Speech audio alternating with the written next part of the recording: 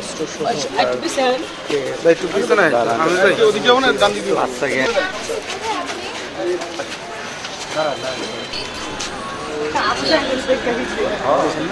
আমরা আপনার পিবিআইয়ের মাধ্যমে ফিঙ্গারপ্রিন্টের মাধ্যমে পরিচয় জানার চেষ্টা করি, কিন্তু তাতে আমরা ব্যর্থ হই তার পরিচয় শনাক্ত করতে। পরবর্তীতে তার কাছ থেকে তার ব্যবহৃত একটি মোবাইল উদ্ধার করা হয়। এই মোবাইলে পরে আমরা যোগাযোগ করে ভিকটিমের পরিচয় শনাক্ত করতে সক্ষম হই।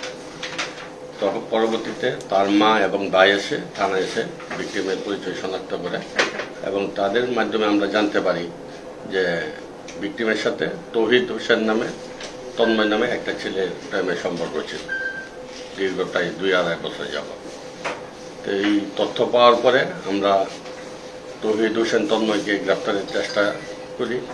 আমাদের সোর্স এবং বিভিন্ন তথ্য প্রযুক্তির মাধ্যমে তাকে আমরা বরিশালের বোলা জেলা ইলিশাঘাট নামক জায়গা থেকে লঞ্চের কেবিন থেকে আমরা তাকে আটক করতে সক্ষম হই এবং যে সে হত্যাকাণ্ডে যে অস্ত্র ব্যবহার করেছিল ওই অস্ত্রটি আমরা কেরানীগঞ্জ থানাধীন এলাকা থেকে অস্ত্রটা উদ্ধার করি।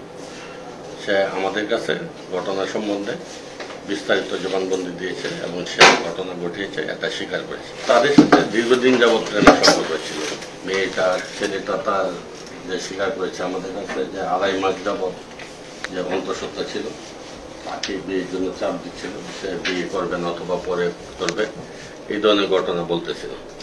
তাই ছেলেটা এটা মেনে নিতে পারছিল না, পরবর্তীতে উত্তেজিত হয়ে এই মেয়েটাকে গুলি করে হত্যা করে।